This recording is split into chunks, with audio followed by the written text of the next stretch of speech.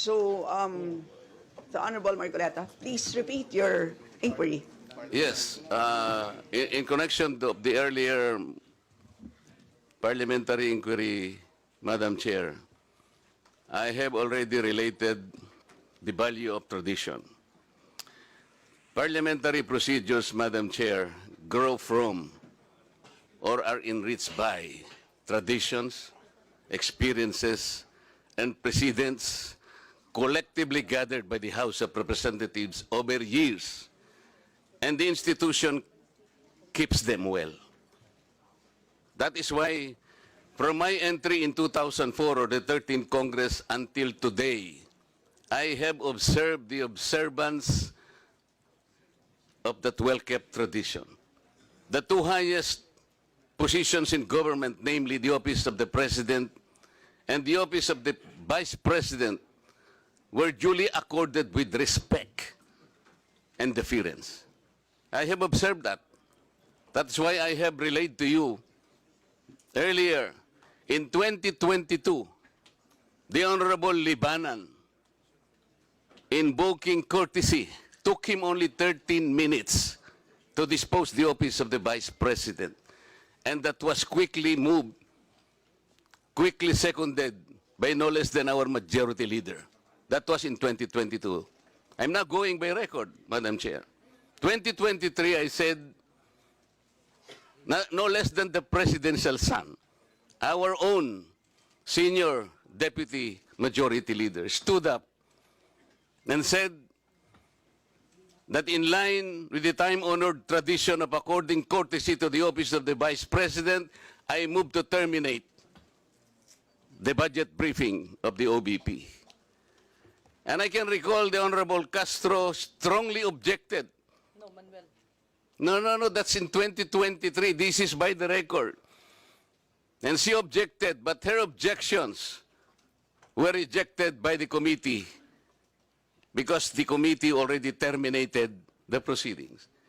And she kept on requesting, Madam Chair, that she makes at least her manifestation. And she was unable to do that because the proceedings were terminated.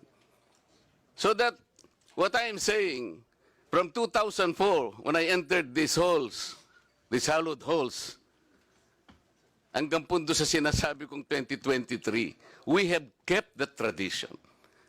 Ngayon po, kung ano-ano ng mga tanong ang ginawa,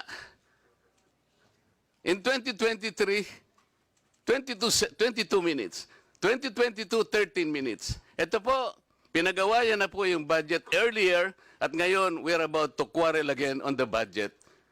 Ang tanong ko nga po ngayon, dahil nga po sa nangyayari ngayon sa budget ng Office of the Vice President, and despite her manifestation that she will no longer defend her budget because she forgoed, sabi niya, I will forgo my opportunity to defend the budget of the OVP for 2025 by way of question and answer, and I will leave to the House of Representatives to decide such proposal as presented. We cannot even accept such kind of answer, Madam Chair. What do we need her to articulate for? So ang pinag-uusapan po natin, wala na po ba yung respeto sa tradisyon na yun?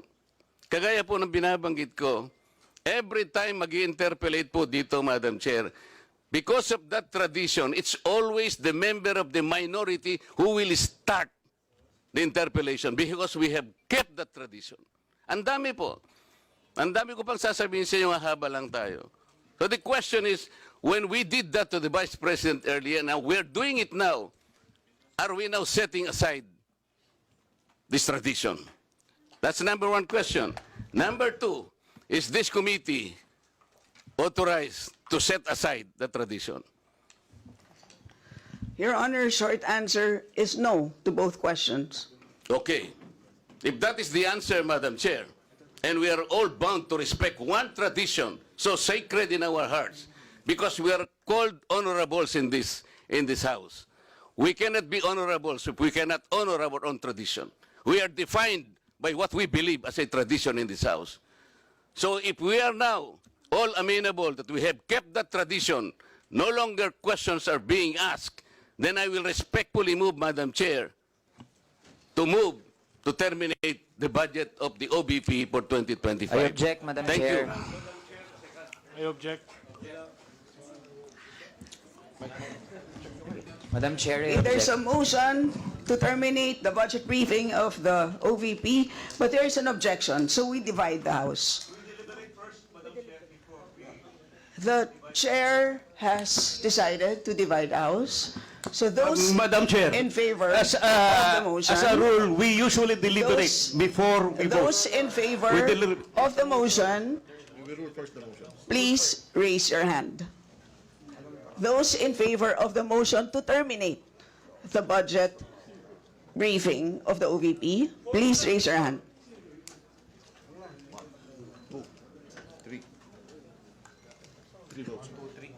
All those against. Those who are not in favor of terminating, raise your hand. For non-tradition.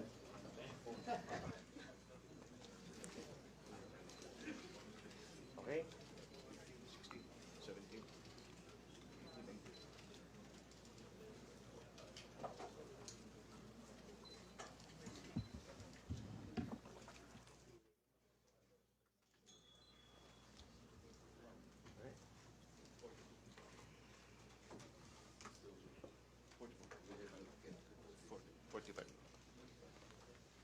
3 in favor, 45 against. 3 in favor, 45 against.